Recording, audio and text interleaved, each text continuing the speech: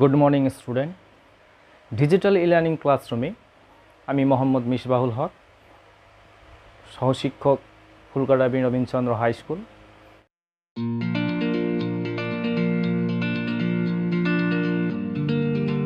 আজকে আমি তোমাদের সামনে যে বিষয়টি নিয়ে আলোচনা করব সেটা হচ্ছে প্রথম অধ্যায় অর্থাৎ শিখন যে অধ্যায় রয়েছে তার যে শেষ যে উপাদানটি রয়েছে অর্থাৎ মেন্টাল অ্যাবিলিটি বা মানসিক যে উপাদান রয়েছে সে বিষয়ে আমরা আলোচনা করব।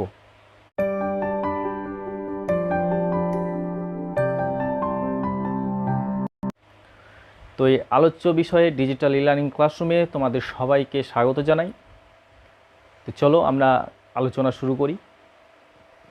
তো মানসিক ক্ষমতা বা মেন্টাল অ্যাবিলিটি সম্পর্কে জানতে গেলে প্রথমে কিন্তু ফার্স্ট অফ অল আমাদের ক্ষমতা সম্পর্কে জানতে হবে।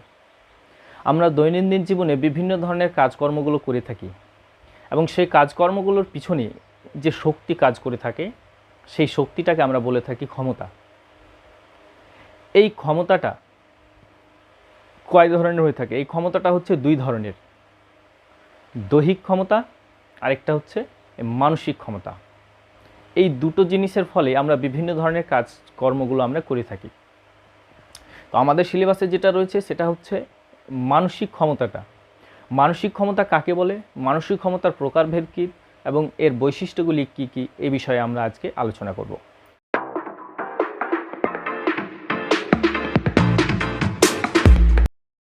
তো আজকের প্রশ্ন হচ্ছে মানসিক ক্ষমতা কী, এর প্রকারভেদ এবং এর বৈশিষ্ট্যগুলি কী কী সে বিষয়ে আলোচনা করো। তো চলো যাওয়া যাক আমাদের মেন বিষয়বস্তুতে। আমাদের বর্তমানের শিক্ষা হলো শিশুকেন্দ্রিক শিক্ষা ব্যবস্থা। আর এই শিশুকেন্দ্রিক শিক্ষা ব্যবস্থার মূল উদ্দেশ্য হলো সুপ্ত সম্ভাবনাগুলি বা মানব সত্তার পরিপূর্ণ বিকাশ সাধন করা। আর এই বিকাশ সাধনের মূলে আছে মানব শিশু এবং তার পরিবেশের পারস্পরিক ক্রিয়া। এই পারস্পরিক ক্রিয়ার অন্যতম দুটি উপাদান হল শিশুর জন্মগত অভ্যন্তরীণ বৈশিষ্ট্য এবং তার পরিবেশ অর্থাৎ হেরিডিটি অ্যান্ড এনভায়রনমেন্ট। এই দুটি বৈশিষ্ট্য থাকে। তো তার মধ্য থেকে শিশুর যে অভ্যন্তরীণ যে বৈশিষ্ট্য রয়েছে, শিশুর এই অভ্যন্তরীণ বৈশিষ্ট্যের মধ্যে একটি অন্যতম উপাদান হলো মানসিক ক্ষমতা বা মেন্টাল অ্যাবিলিটি। তো মেন্টাল অ্যাবিলিটি কি?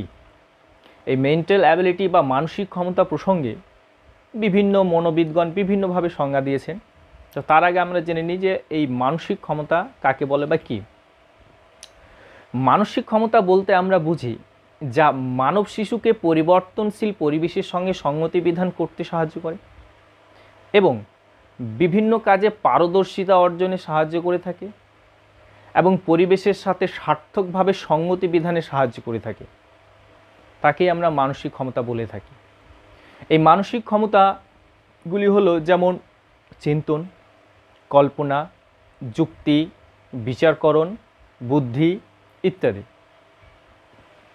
এই মানসিক ক্ষমতা প্রসঙ্গে বিভিন্ন মনোবিদগণ বিভিন্নভাবে সংজ্ঞা দিয়েছেন। তার মধ্যে বিশিষ্ট মনোবিদ ম্যাকডুগাল বলেছেন, ability is essentially the capacity of making a new adjustment. অর্থাৎ ক্ষমতা হলো নতুন পরিস্থিতির সাথে সঙ্গতি বিধানের উপায়। নতুন পরিস্থিতিতে আমরা কিভাবে অ্যাডজাস্টমেন্ট করব সেটাই হচ্ছে ক্ষমতা বা মানসিক ক্ষমতা। আবার বিশিষ্ট মনোবিদ স্ট্র্যান্ড কি বলেছেন? বিশিষ্ট মনোবিদ স্ট্র্যান্ড বলেছেন, ability is the general adaptability two new problem and condition of life. অর্থাৎ জীবনের নতুন নতুন সমস্যামূলক পরিস্থিতিতে সঙ্গতি বিধানের জন্য যে সাধারণ শর্তগুলি রয়েছে সেটাই হলো ক্ষমতা বা মানসিক ক্ষমতা। তাছাড়া বিভিন্ন বইতে তোমরা বিভিন্ন ধরনের কোটেশনগুলো পাবে, সেখান থেকে তোমরা করবে। তো এই যে মানসিক ক্ষমতা সংজ্ঞাগুলো বললাম, তোমরা বিভিন্ন বই থেকে সেটা করে নেবে। এবার আমরা যাই মানসিক ক্ষমতাগুলির প্রকারভেদ বা কয় ধরনের হয়ে থাকে। এই মানসিক ক্ষমতাগুলো সাধারণত দুই ধরনের হয়ে থাকে। এক, জন্মগত সাধারণ মানসিক ক্ষমতা। দুই, অর্জিত মানসিক ক্ষমতা। জন্মগত মানসিক ক্ষমতা কাকে বলে? শিশু যে সকল মানসিক ক্ষমতা জন্মসূত্রে মা বাবার কাছ থেকে বা পূর্বপুরুষের কাছে জিনগতভাবে পেয়ে থাকি আমরা, সেটাই হচ্ছে জন্মগত মানসিক ক্ষমতা। যেমন বুদ্ধি, স্মৃতি, চিন্তন ইত্যাদি। অর্জিত ক্ষমতা, যে মানসিক ক্ষমতা ব্যক্তি অনুশীলন বা চর্চার মাধ্যমে বা কোনো প্রচেষ্টার মাধ্যমে সমাজে অর্জন করে থাকে তাকে বলা হয় অর্জিত ক্ষমতা। যেমন পড়ার ক্ষমতা, লেখার ক্ষমতা, সাঁতার কাটার ক্ষমতা, গাড়ি চালানোর ক্ষমতা ইত্যাদি। এই ক্ষমতাগুলো হচ্ছে অর্জিত ক্ষমতা, যেগুলো আমরা সমাজে বিভিন্ন কাজ করার ফলে বিভিন্নভাবে শিখে থাকি এবং সেখান থেকে আমরা অর্জন করে থাকি, সেটা হচ্ছে অর্জিত ক্ষমতা। তাহলে আমরা কি জানলাম? যে মানসিক ক্ষমতা হচ্ছে দুই ধরনের, একটা জন্মগত আর একটা হচ্ছে অর্জিত। জন্মগত হচ্ছে যেটা আমরা পূর্বপুরুষের কাছে জিনগতভাবে মা বাবার কাছ থেকে আমরা পেয়ে থাকি, আর অর্জিত যেটা আমরা সমাজে অর্জন করে থাকি, যেটা সমাজে শিখে থাকি, পরিবেশের কাছে যেটা শিখে থাকি, সেটা হচ্ছে অর্জিত। তো মানসিক ক্ষমতা প্রসঙ্গে একজন বিশিষ্ট শিক্ষাবিদ চার্লস স্পিয়ারম্যান একটা তত্ত্ব দিয়েছিলেন। তিনি বলেছিলেন যে কোনো ধরনের বৌদ্ধিক কাজ করতে গেলে মানুষের দুটো ক্ষমতার প্রয়োজন হয়, একটা হচ্ছে সাধারণ মানসিক ক্ষমতা আর একটা হচ্ছে বিশেষ মানসিক ক্ষমতা। এই তত্ত্বটিকে স্পিয়ারম্যান নাম দিয়েছিলেন দ্বি উপাদান তত্ত্ব বা টু ফ্যাক্টর থিওরিজ।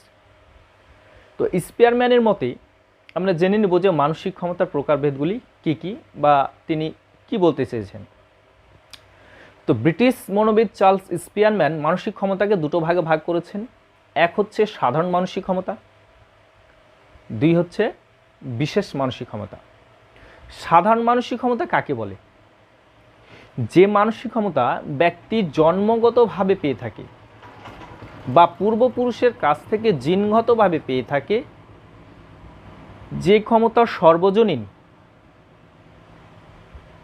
যে ক্ষমতা সব ধরনের কাজের জন্য কম বেশি প্রয়োজন হয় এবং যে ক্ষমতার জন্য কোনো অনুশীলন বা চর্চার প্রয়োজন হয় না, তাকে বলে সাধারণ মানসিক ক্ষমতা বা জেনারেল মেন্টাল অ্যাবিলিটি, যাকে স্পিয়ারম্যান জি ফ্যাক্টর বলে অভিহিত করেছেন। নেক্সট কি বলছে? বিশেষ মানসিক ক্ষমতা। 2 নম্বরে বলছে বিশেষ মানসিক ক্ষমতা কি? যে মানসিক ক্ষমতা নির্দিষ্ট বিভিন্ন কাজের জন্য প্রয়োজন হয়ে থাকে, যা অনুশীলনের উপর নির্ভরশীল এবং সব ধরনের সাধারণ মানসিক ক্ষমতার সঙ্গে সম্পর্কযুক্ত, একে বলা হয় বিশেষ মানসিক ক্ষমতা, যাকে স্পেশাল মেন্টাল অ্যাবিলিটি বলা হয়, যাকে স্পিয়ারম্যান এস ফ্যাক্টর বলে অভিহিত করেছেন। তো এই যে সাধারণ মানসিক ক্ষমতা বা জি ফ্যাক্টর বা বিশেষ মানসিক ক্ষমতা এস ফ্যাক্টর, এই বিষয়গুলো আরও আমাদের ক্লিয়ার হয়ে যাবে। আমরা দেখে নিই এদের বৈশিষ্ট্যগুলি কী কী, সে বিষয়ে একটু আলোচনা করে নিই, তাহলে তোমাদের কাছে ধারণাটা আরও বেশি পরিষ্কার হয়ে যাবে। তো প্রথমে আলোচনা করি সাধারণ মানসিক ক্ষমতার বৈশিষ্ট্যগুলি কী কী। সাধারণ মানসিক ক্ষমতার যে বৈশিষ্ট্যগুলি রয়েছে সেগুলির মধ্যে প্রথম হচ্ছে এটি হচ্ছে জন্মগত। সাধারণ মানসিক ক্ষমতা হচ্ছে জন্মগত, যেটা জিনগতভাবে আমরা পূর্বপুরুষের কাছ থেকে পেয়ে থাকি, এটা হলো 1 নম্বর। 2 নম্বর হচ্ছে সাধারণ মানসিক ক্ষমতা সব ধরনের বৌদ্ধিক কাজের জন্য প্রয়োজন হয়ে থাকে। 3 নম্বর বৈশিষ্ট্য হলো সর্বজনীন। সাধারণ মানসিক ক্ষমতা প্রতিটি মানুষের ক্ষেত্রে কম বেশি প্রয়োজন হয়ে থাকে। 4 নম্বর বলছে পরিমাপযোগ্য। সাধারণ মানসিক ক্ষমতা হচ্ছে পরিমাপযোগ্য, একে পরিমাপ করা যায়। তো এগুলো হচ্ছে সাধারণ মানসিক ক্ষমতার বৈশিষ্ট্য। তো এই বৈশিষ্ট্যগুলো থেকে সংজ্ঞা থেকে কিন্তু বৈশিষ্ট্য তোমরা করতে পারবে। তাহলে এই বৈশিষ্ট্যগুলো আলোচনার পরিপ্রেক্ষিতে আমরা এই কথা বলতে পারি যে সাধারণ মানসিক ক্ষমতাটা হচ্ছে কি, এটা হচ্ছে জন্মগত মানসিক ক্ষমতা, যেটা সব ধরনের বৌদ্ধিক কাজের জন্য প্রয়োজন হয়ে থাকে, এবং এটি হচ্ছে সর্বজনীন, যেটা পরিমাপযোগ্য, তাকে আমরা বলছি সাধারণ মানসিক ক্ষমতা। দেখে নিই বিশেষ মানসিক ক্ষমতার বৈশিষ্ট্যগুলি কী কী।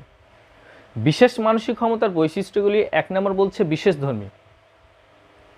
বিশেষ মানসিক ক্ষমতা বিশেষধর্মী হয়ে থাকে, যা নির্দিষ্ট কাজ করার ক্ষেত্রে এই ক্ষমতাকে ব্যবহার করা হয়ে থাকে।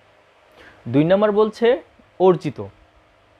বিশেষ মানসিক ক্ষমতা হচ্ছে অর্জিত, যা বিভিন্ন সংগতি বিধানের মাধ্যমে আমরা পরিবেশে অর্জন করে থাকি। 3 নম্বর বলছে সংখ্যায় বেশি। বিশেষ মানসিক ক্ষমতাগুলো সংখ্যার দিক থেকে একের অধিক হয়ে থাকে বা বেশি হয়ে থাকে। 4 নম্বর বলছে সাধারণ মানসিক ক্ষমতার উপর নির্ভরশীল।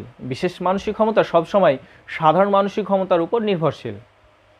5 নম্বর বলছে ব্যক্তিভেদে আলাদা বা ভিন্ন হয়ে থাকে। বিশেষ মানসিক ক্ষমতাগুলো ব্যক্তিভেদে ভিন্ন বা আলাদা হয়ে থাকে। তো এগুলো হচ্ছে বিশেষ মানসিক ক্ষমতার বৈশিষ্ট্যগুলি। অর্থাৎ তাহলে এই ধরনের যে বৈশিষ্ট্যগুলো আলোচনা আমরা করলাম, এই আলোচনার পরিপ্রেক্ষিতে তাহলে আমরা কি বলতে পারি যে বিশেষ মানসিক ক্ষমতা হচ্ছে যেটা বিশেষ বিশেষ কাজের জন্য প্রয়োজন হয়ে থাকে, যে ক্ষমতা আমরা পরিবেশে সার্থকভাবে অভিযোজন করার ফলে অর্জন করে থাকি, যেটা সংখ্যায় একের বেশি হয়ে থাকে বা অধিক হয়ে থাকে, এবং যেটা সবসময় সাধারণ মানসিক ক্ষমতার উপর নির্ভর করে থাকে এবং ব্যক্তিভেদে যেটা আলাদা হয়ে থাকে, তাকে আমরা বলবো বিশেষ মানসিক ক্ষমতা। তো আজকের জন্য এতটুকুই। তোমরা এইটুকু ভালো করে পড়বে, বইতে আরও সুন্দর করে পড়বে, জানবে। আমি নেক্সট ক্লাসে স্পিয়ারম্যানের দ্বি উপাদান তত্ত্বের জ্যামিতিক যে চিত্র রয়েছে এবং গাণিতিক যে ব্যাখ্যা রয়েছে সে বিষয়টি আমি পাওয়ার পয়েন্ট প্রেজেন্টেশনের মাধ্যমে তোমাদের সামনে তুলে ধরব। সেটা হয়তো এমনি লেকচার মেথড বা ডিসকাস করলে তোমাদের সামনে সেটা হয়তো সহজে বুঝতে পারবে না, সেটা ছবির মাধ্যমে তোমাদের সামনে আমি সেটা তুলে ধরব। তো আজকের জন্য এতটুকুই। ভালো থাকো, সুস্থ থাকো, বাড়িতে থাকো, লকডাউনকে মেনে চলো। আমাদের প্রয়োজনীয়তার জন্য, আমাদের চাহিদার জন্য আজকে লকডাউনকে শিথিল করা হয়েছে। তার মানে এটা নয় যে লকডাউন উঠে গেছে। আমাদের প্রয়োজনের জন্য, আমাদের স্বার্থের জন্য লকডাউনকে শিথিল করেছে। সেই লকডাউনকে মেনে চলার দায়িত্ব আমাদের। তাই সচেতন থাকো সবাই এবং লকডাউনটাকে ঠিকমতো মেনে চলো। প্রয়োজন ছাড়া বাড়ির বাইরে কেউ বের হবে না। ভালো থাকো, ধন্যবাদ। ও আমার দেশের ভাই, একটা কথা বইলা যায়, সচেতনতা ছাড়া দেশ বাঁচানোর উপায় নাই। ও আমার ভাই রে ভাই, একটা কথা বইলা যায়, সচেতনতা ছাড়া দেশ বাঁচানোর উপায় নাই। যার যার জায়গা থেকে হও সচেতন ভাই রে ভাই, যার যার জায়গা থেকে হও সচেতন।